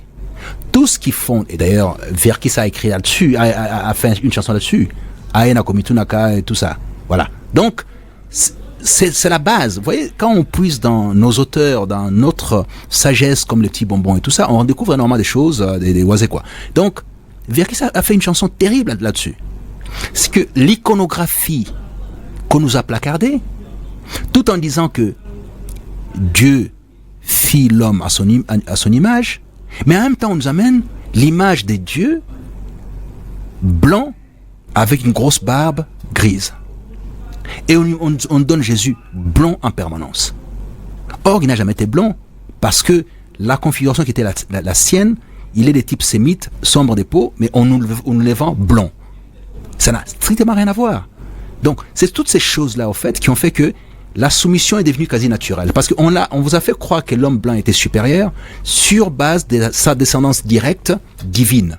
Il était la photographie des dieux, et donc, vous n'étant pas la photographie des dieux, vous devez vous y soumettre. Donc, la controverse de Valladolid revient encore en force avec l'interprétation du chapitre 9, verset 25 et suivant de la Genèse sur la malédiction des Canaan tirée de Cham. N'est-ce pas? Donc, la noirceur de la peau dit vous sortez du champ humain. Et c'est lui qui vient vous enseigner la Bible, vient avec cette approche-là, idéologique et fantaisiste. Alors en vertu de quoi vous ne vous sentirez pas un sous-humain. On dit voilà, maintenant pour pouvoir revenir dans les jurons humains, c'est le sang de Jésus qui va devoir vous sauver. Alors maître, il y a une autre question. Bon, c'est pas tellement une question, mais la personne dit bonjour, c'est Georges. Georges, maître Manjolo, vous avez raison. Je vis très peu à Kinshasa, je suis souvent à l'étranger, aux États, à Washington, Paris, et je suis très flatté d'entendre tout ce que vous dites. Celui qui a dit que Mudimbe a travaillé avec Mobutu a tort, parce que Mudimbe est reparti tout de suite à l'étranger après avoir constaté que Mobutu, je ne peux pas le dire parce que c'est sans des gros mots, je ne peux pas lire ça ici, mais c'était un médiocre, il faut que je le dise ainsi. Mais moi j'interpelle directement la classe politique pour dire que il y a des grandes quoi, je sais pas. Moi, je crois qu'il voulait dire de grandes pensées, de grandes intelligences, en RDC, notamment Monsieur Manjolo qui parle. Pourquoi ne pas les contacter et les placer autour du président pour changer les choses? Si Mobutu n'a pas pu travailler avec Mudimbe, pourquoi Kabila, lui, ne peut pas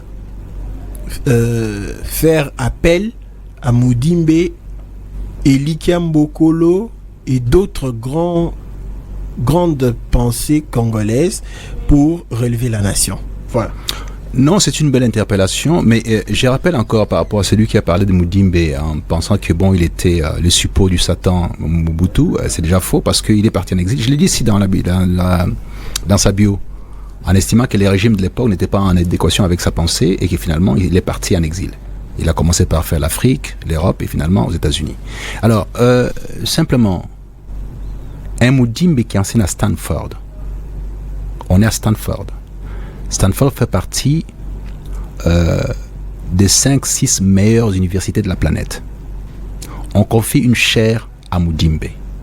Vous estimez qu'il va enseigner... Je crois que c'est la 4e université au monde. Il va enseigner les moboutismes là-bas. Il va enseigner les kabylismes là-bas. On lui confie la chaire parce que c'est une intelligence supérieure, aboutie et les meilleurs scientifiques de son domaine. C'est pour ça qu'on lui confie une chaire. On n'est pas dans l'aventure de la RDC où il y a des compromis, on donne des chaires aux gens par compromission, par amitié, par passion, par relation. Non. On est aux États-Unis d'Amérique. Ce monsieur a fait sa formation en français, en latin, et finalement il doit se convertir en langue anglaise, donc maîtriser parfaitement la langue anglaise, et pour enseigner ça. Pour enseigner, voilà. Et il enseigne à Stanford. Et vous avez, sincèrement, je peux dire les mots, l'indécence de l'associer à Mobutu pour dire, comme il était avec Mobutu, que comme toi tu es avec l'autre, tout ça. Non, c'est pas propre du tout. Ce n'est pas propre du tout. C'est-à-dire que Mudimbe aurait demain les prix Nobel de la philosophie de littérature. Vous direz c'est pas un bon prix Nobel parce que c'est un prix Nobel qui est entaché d'une compromission mobutienne. C'est tellement ridicule que on vous comprendrait même pas. C'est-à-dire vous n'avez pas compris l'essence de la science. La science c'est pas ça. La science n'a pas de coloration politique. On a même vu que certains nazis, ingénieurs nazis, ont été récupérés par la France, par les États-Unis, pour leur science. Leurs opinions politiques, on s'en foutait à la limite. Même Karl Marx, il n'est pas accepté par tous, mais on lui reconnaît cette grandeur de pensée. Mais oui, mais attendez, donc, bon, je prends l'exemple précis des ingénieurs nazis, allemands, oui, qui faisaient partie de l'armée hitlérienne. Donc, pas la machine à penser hitlérienne. Mais les Français, notamment, Charles de Gaulle a été le premier à dire on en a besoin. Ah bon? Kourou, la base des Kourou, les points de départ des fusées de la France, a été confectionné, organisé par les ingénieurs nazis. Wow. Voyez-vous? Donc on fait la part des choses entre la science et les sentiments. Les gens qui sont très élevés mentalement et tout ça, font la part des choses. Mais ceux qui sont dans la pensée quotidienne, dans les angoisses métaphysiques absolument artificielles, vont penser, oui, non, on ne parle pas des passions contemporaines, on parle de la science. La passion contemporaine, c'est être dans les mouvements de ce qui se passe actuellement et critiquer tout sur base de ces métronomes-là. Les curseurs toujours focalisés sur ce qui se passe actuellement. Il faut vérifier si la personne qui est en train de parler est en harmonie avec les camps du bien ou les camps du mal, l'axe du bien ou l'axe du mal. Bon, à ce moment-là, il y a des gens qui déterminent c'est quoi l'axe du bien, l'axe du mal. Ce qui fait que, au niveau de la RDC aujourd'hui, vous vous souvenez, on a fait toute une leçon là-dessus, l'histoire des cochons, qui a l'autorité de juger, et là c'est le cas, nous sommes en train de voir qu'il y a des gens qui sont en train de trépigner sur leur siège parce qu'ils souhaiteraient juger Mudimbe. Mudimbe c'est un rossignol, et un cochon ne peut pas juger Mudimbe, malheureusement. Moi à mon niveau déjà, je suis incompétent à pouvoir évaluer Mudimbe, je suis complètement incompétent. Avec tout ce que j'ai fait jusqu'à aujourd'hui, toutes les littératures que j'ai avalées, la philosophie que j'ai consommée, les droits que j'ai mangés, je ne suis pas en mesure d'approcher sa cheville. Alors, si vous n'avez pas consommé ne fût-ce que, je sais pas moi, un petit millier de livres, ou 2000 ou 3000, retenez-vous de ne pas critiquer Mudimbe parce que il vous opposera sa chaire de Stanford. Et vous lui opposerez quoi en contrepartie? Ça sera difficile. La science reste la science, malheureusement. Voilà, nous approchons lentement et sûrement vers la fin de cette interaction. Malheureusement, le temps nous a parti. Aujourd'hui, on nous dit qu'il faut vraiment être à temps. À 10h30, on doit mettre fin à cette conférence. Ce qui dit que nous n'aurons même pas le temps d'aborder l'utilité de la deuxième question, celle de l'identité, la quête de l'identité congolaise. Malheureusement, mais ça fera l'objet de la prochaine conférence. Et retenez simplement quelques dates. 1883, 1903 et 1908, 1908, 1939, 45, 1960, 65, 65, 97, 97, 2018. Donc ce sont les dates qui feront l'objet du chronogramme qu'on établira pour pouvoir expliquer comment est-il possible de construire cette identité congolaise qui nous échappe. La transformation de l'homme congolais passe obligatoirement par la révisitation de son identité. Qui sommes-nous réellement? Lorsque nous étripons en permanence, nous ne posons pas la question du legs. Qui nous a légué ce que nous sommes aujourd'hui? Pourquoi autant de contradictions? Quels sont les points de rencontre entre nous? Quels sont les points de convergence? Quelles sont les limites qu'on ne peut pas dépasser? Nous allons prendre deux auditeurs qui nous appellent rapidement. 50, la radio interaction. Bonjour, Papa Makiadi. Bonjour, le 50. Oui, Papa Makiadi, Tozo. Papa Manjolo. Ozasava, ponanga Ozasava. Mais Mutu Mwindu, vraiment Mawa.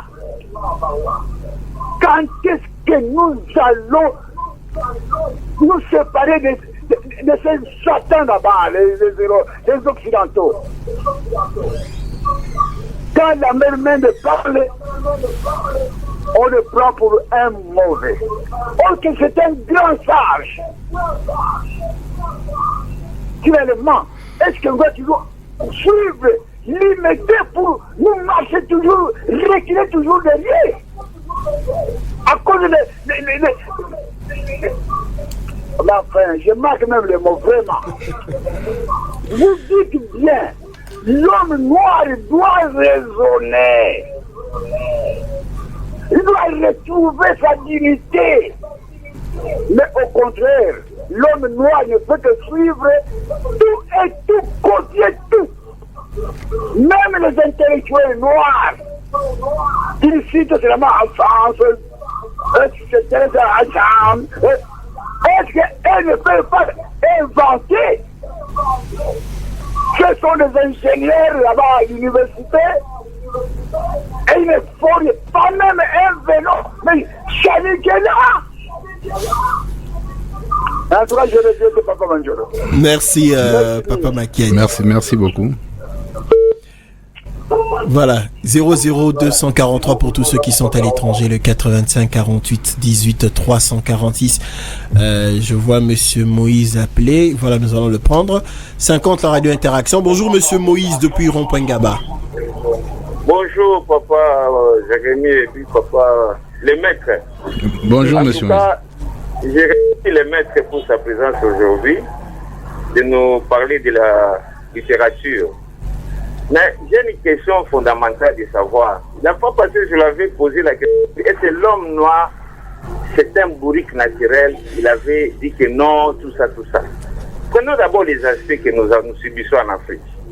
L'Afrique, c'est le continent le plus mieux placé, même sur le plan atmosphère, même des saisons. Nous en avons que 4 saisons. Ailleurs, nous avons 2 saisons, et ailleurs, comme en Europe, ils en avons 4. Et l'homme ne parvient pas à se développer. Je vais vous poser d'abord une question de savoir sur certaines situations. Comment on peut dire un pays riche, la population est pauvre? Qu'est-ce que cela veut dire? Deuxièmement, quelles sont les conséquences quand vous êtes quelles sont les conséquences quand vous êtes dans un pays où les gens n'ont pas d'identité pendant 20 ans? 20 ans, s'il vous plaît. Et quelle est la différence entre une nation et un pays? Et pour développer maintenant tout ce que vous parlez de la littérature, j'ai compris que nous avons un problème. Il y a trop de choses que vous parlez que ça nous dépasse même. Il faut bien vous suivre, maître. Il faut être même dans une chambre là où il n'y a pas de bruit. Ou bien quelque part, comme dans une école où il y a un professeur qui donne des cours et que les élèves sont de l'écouter attentivement. Chaque mot que vous prononcez, ça donne toujours des réactions. Chaque mot que vous placez, il faut toujours raisonner. Je pense que même les interventions d'autres auditeurs, ils ne parviennent pas à formuler même des questions pour vous poser. Vous voyez même les interventions, il y a peu, à part la félicitation, on va féliciter, tout ça, ce n'est que ça. Mais je veux que qu'est-ce qu'il y a fondamentalement pour l'homme noir? Des capacités à un niveau, parce que ça ne va pas. Vous voyez comme on vous parle comme un intellect. Vous parlez très bien. Mais quand quelqu'un qui vient de la France aujourd'hui, il vous écoute à la radio, et quand il va aller vers les métiers, il voit trop des saletés, vous voyez comment il va vous comparer? Donc il prend ce qui est physique, ce qui se passe, au lieu de parler trop, et sur le terrain, il n'y a rien, absolument. La fois passée, j'ai voulu vous reprocher, quand nous posons des questions, vous avez l'habitude, quand cette question peut-être ne vous intéresse pas, vous dites que non, ça ne m'intéresse pas. Et nous, ça nous fait pas. Nous sommes les auditeurs. Quand quelqu'un pose une question, c'est pour avoir une réponse. Et je crois, je peux me limiter là. Merci. Merci beaucoup, Monsieur Moïse, depuis le Rond-Point Gaba. Nous allons lire rapidement 2 derniers SMS parce que le temps vraiment nous fait défaut. On me signale qu'il faut déjà mettre fin à cette interaction. Alors, nous allons lire c'est Metz. Oh, je n'ai pas compris ce qu'il a dit. Mettre la pensée est dans la tête, non dans la couleur de la peau.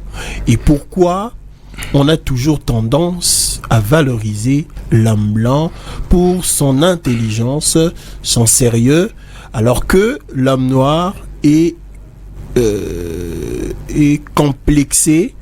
Mais pourquoi? Parce que depuis Tosala Kwanga na boitou depuis Tosala Kwanga na boitou ti lelo maître et l'autre côté, donc Mundele Azakaka fort. Voilà, ça c'est Monsieur Dofi qui nous écrit: Maître, pourquoi tout celui qui met toute son intelligence pour le pays est traité de corrompu, avec avec ça je ne sais vraiment pas comprendre, avec les futurs les futurs dirigeants vont ça j'ai pas compris, ça j'ai vraiment pas compris. Voilà, ces sont là Yann avant c'est Mess et Papa Willy. Je comprends pas vraiment ce qu'il veut dire. Mais... on reprend ce qui a déjà été dit là. Oui. Je commencerai par Monsieur Moïse. Monsieur Moïse. Attendez, maître, je crois que c'est la personne qui a appelé, qui a envoyé ce SMS. 50 la radio Interaction, bonjour. Bonjour, Jérémy. Papa oui, Papa Willy, on vous écoute. Je voulais dire que je me suis rendu compte que tout intellectuel qui met toute son intelligence pour ce pays a toujours été appelé corrompu. Mais je me pose une question. Avec qui demain les dirigeants qui viendront demain vont travailler? Parce que tout intellectuel, toute personne d'abord, prenons la personne qui nous le peuple. Nous croyons que si nous ne sommes pas satisfaits dans nos besoins, ce sont toujours les dirigeants. Et pour nous, la facilité, c'est qu'on traite tout intellectuel d'où qu'il vienne. Même des États-Unis, même dans la science la plus avancée, on les traite toujours les corrompus. Est-ce que nous décourageons nos intellectuels de cette façon-là ou nous encourageons nos intellectuels? C'est de cette façon-là que je voulais m'adresser à Maître. Merci beaucoup, Papa Willy. Voilà. Ça entre dans la même logique que le monsieur qui a envoyé un autre SMS parce qu'il a dit en RDC on ne sait pas valoriser les intelligences. Vous avez vu avec Badi Banga, si vous l'avez connu, cette grande tête savante. Vous avez vu avec Badi Banga qui a fini à pied à Kinshasa alors que c'est une tête savante récupérée par les États-Unis. Allez-y, maître, répondez rapidement. Oui, bon, je sais qu'on a très peu de temps, juste brosser un tableau rapide. Monsieur Moïse, je ne fuis pas ou je refuse pas de répondre aux questions. Et vous avez raison de dire qu'effectivement, il y a une série de personnes qui ont peut-être une petite difficulté à formuler les questions par rapport à ce que j'ai dit, parce que ça demande peut-être une compréhension un peu plus pointue. La prochaine séance, j'y reviendrai sur les pays riches, populations pauvres, différences entre nations et reste et tout ça. On reviendra dessus parce que aujourd'hui, on devait parler de la construction de notre identité avant d'arriver à notre nationalité, à notre État. Donc, il y a les outils qui permettent de pouvoir organiser ce que nous sommes dans un premier temps. L'homme est l'homme sur l'étendue de la planète, mais il n'a d'existence réelle que quand il a une identité. Sans identité, il n'existait pas. C'est juste un animal comme un autre. Donc il ne faut pas considérer qu'effectivement vous êtes quelqu'un parce que vous êtes homme. Non, vous êtes quelqu'un parce que vous êtes d'abord congolais. C'est pour ça, vous voyez la différence entre vous les Congolais et les Français. Il est français, par conséquent, il aura plus de considération sur la planète en regard de ses avoirs, de son passé, de son histoire, de son organisation. Vous aurez un peu moins. Vous allez demander un visa dans une ambassade, vous êtes congolais, vous aurez moins, ainsi de suite et tout ça. Donc, il y a d'abord l'identité qui organise l'être. Et après, maintenant, vient le reste. Et ça, on doit devoir en parler. Bon, Monsieur Willy, la difficulté qu'on a, et on va venir aussi là-dessus, c'est l'absence, depuis la nuit des temps, des ministères en charge de la culture. Si vous n'avez pas un ministère de la culture, donc vous n'avez pas d'identité, et par conséquent, on ne peut pas construire ce que vous êtes. Et parce que c'est le ministère de la Culture qui met les matériaux à disposition pour que les écoles apprennent qui nous sommes, d'où nous venons, vers où nous allons. Et tant que ça n'a pas été fait, bon, malheureusement, c'est une faille majeure. Comment voulez-vous qu'on considère un intellectuel dont aucun texte n'est enseigné dans les écoles, dès le bas âge, comment voulez-vous qu'on puisse prendre ça en considération? Et qui finit à pied sans rien du tout, alors qu'il est producteur d'intelligence. L'intelligence a un coût. Et ces coûts-là doivent être assurés par les pays qui ont besoin de cette intelligence-là pour se façonner, se construire, s'organiser. On ne peut réellement exister en tant qu'État, en tant que peuple, en tant qu'identité, sur base de la production d'intelligence qui est mise à la disposition des uns des autres pour savoir qui nous sommes. La question du fronton de Delphes, connais-toi toi-même, est là. Tant que cette question n'a pas été résolue, pour les restes, nous allons naviguer vraiment en eau trouble ou comme ça à vue. il est recommandé qu'on puisse d'abord savoir qui nous sommes. Et quand nous saurons qui nous sommes, alors en ce moment-là, on comprendra comment est-ce qu'on peut compter parmi les nations et quel sera notre comportement lié à ce que nous sommes. Lorsque vous êtes enfant, qu'on vous présente votre mère, ça c'est votre mère. Vous êtes outillé pour comprendre, et ça c'est votre sœur. Vous êtes outillé pour comprendre que l'inceste n'est pas possible. Vous ne pouvez pas y toucher en tant que femme, ni à votre mère, ni à votre sœur, parce que vous êtes au courant de ça. Donc on ne peut pas y toucher, c'est sacré. C'est de la même façon l'identité nationale est construite sur un certain nombre de règles, des références. Cette référence devient sacrée pour tous et on doit absolument l'observer, et cela par tous. Alors ceux qui fabriquent cette conscience-là, ce sont les intellectuels, ce sont les penseurs. Il ne faut pas les associer à des mouvements politiques et tout ça, ça n'a rien à voir. Il y a un temps pour la pensée, un temps pour la politique. La pensée est censée pouvoir couvrir l'espace de l'intelligence et à dissocier obligatoirement avec les comportements individuels dans la société. La santé, et plutôt la pensée, je pourrais même dire qu'elle est de l'ordre de la verticalité particulière. Et alors que nos démarches politiques sont de l'ordre de l'horizontalité. Et par conséquent, il faut dissocier absolument, il faut vraiment couper. Quelqu'un qui fait les bonnes mathématiques, on ne lui dira pas que parce qu'il est dans un camp ou dans un autre, c'est pour ça que... Non, c'est la pensée, c'est la science. Donc voilà un peu, je pense qu'on va revenir dessus, ne soyez pas sceptiques pour la suite, parce que à la prochaine émission, mercredi prochain, si Dieu nous prête vie, je serai là, je vais vraiment parler de la construction de notre identité, et j'ose espérer je suis en train de penser faire un texte, lettre à la jeunesse congolaise ou lettre aux Congolais, et qui reprendra en fait qui nous sommes, et je ferai appel à une série des textes des anciens, de tous ceux qui ont travaillé là-dessus, mais vraiment un essai qui soit à la hauteur de ce que je pense réellement de la RDC. Mais les outils sont notamment les génocides, les passages dans les caoutchoucs, l'uranium et les cobaltes aujourd'hui. Ce sont les outils qui façonnent en fait nos difficultés, mais en même temps qui peuvent faire notre ciment. Et je parlerai de ça en long et en large à la prochaine émission, et donc soyez patients, je le ferai. Et espérons que ceux qui dirigent, ceux qui ont l'autorité de décision, prendront ça en considération pour la prochaine législature et que ce soit ne fût-ce qu'incorporé dans les cycles d'enseignement. À la fois, on prélèverait des petits morceaux pour enseigner dès le bas âge et on continuera avec ça, donc côte à côte avec notre hymne national. Avoir longtemps les fronts baissés et quand on les lève en se disant qu'on est qui. Et toutes ces choses-là, il faut les expliquer de manière plus pragmatique. Voilà, maître Manjolo, il y a un monsieur Georges, je vous l'ai dit tantôt, qui a dit qu'il vivait à cheval entre Kinshasa et l'étranger. Il dit, vous êtes un habitué de l'Europe et des États-Unis. Je voudrais vous rencontrer à chaque fois que vous serez en Europe. Si vous pouvez m'envoyer vos coordonnées. Et voilà.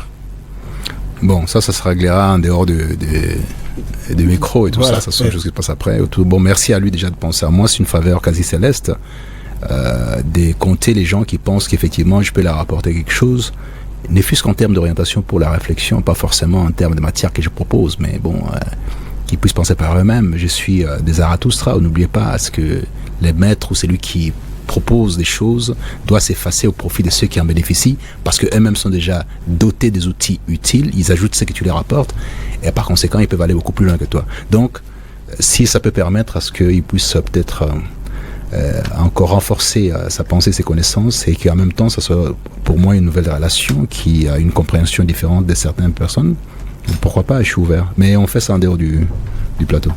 Voilà, c'en est donc fini pour cette interaction. Merci à tous les auditeurs de la fréquence visible. Merci à vous, Guillaume Manjolo, d'avoir répondu à notre invitation. Je remercie aussi tous ceux qui ont interagi en direct de cette émission avec nous. Là, je vois directement Monsieur Dofi depuis la commune de Kinshasa, Papa Makiadi à Lembaïmbou, Papa Willy à Mangafula, Monsieur Olivier Mbala depuis la commune de Kassavubu, Comtesse Matouba à Kinshasa, Henri Diabanza à Bandal, Monsieur Moïse au rond-point Gaba, Bénédicte Koua, Sadok, et Belinda Mwanda. Merci à vous. Ceux qui n'ont pas eu le temps de nous suivre en direct, sachez que la rediffusion c'est à 23h15, tout juste après la grande édition du journal de 23h. Et puis Interaction se poursuit demain jeudi avec Ariana Mboum. Moi je vous retrouve très prochainement, en tout cas, je ne pourrai pas vous dire quand parce que je vais déjà me retirer pour quelques temps. Je vous retrouve dans quelques semaines. Pendant ce temps, bonne suite de programme et profitez en tout cas de tout ce que Dan Faeta, qui est de l'autre côté de la baie vitrée, et Mervyn Daka, qui ont assuré la réalisation de cette émission, vont vous proposer. Radio 50. Interaction. Jérémy Kitori.